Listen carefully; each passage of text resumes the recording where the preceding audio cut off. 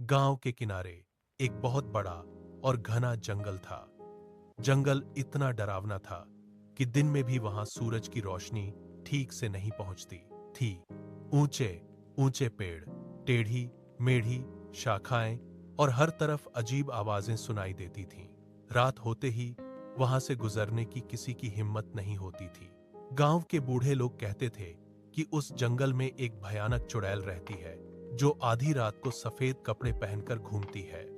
उसकी हंसी सुनकर लोगों के रोंगटे खड़े हो जाते थे। गांव वाले अक्सर बच्चों को डराते हुए कहते, शाम के बाद जंगल मत जाना, नहीं तो चुड़ैल उठा ले जाएगी। लेकिन गांव में एक लड़का था, रामू। रामू बहुत बहादुर और थोड़ा शरारती भी था। उसे डर नाम की चीज बिल्कुल पसंद नहीं थी।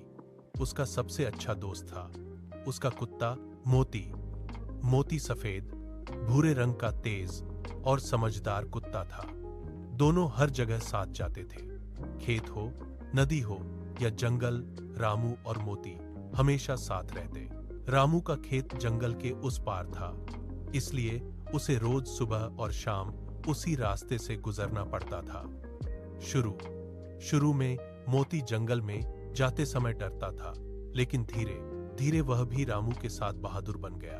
एक दिन गांव में खबर फैल गई कि पिछली रात किसी ने जंगल में चुड़ैल को देखा है।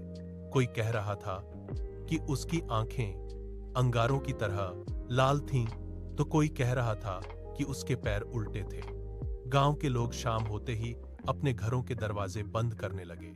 उस रात मौसम बहुत खराब था। आसमान में काले बादल छाए हुए थे, तेज हवा चल रही थी और बिजली बार बार चमक रही थी।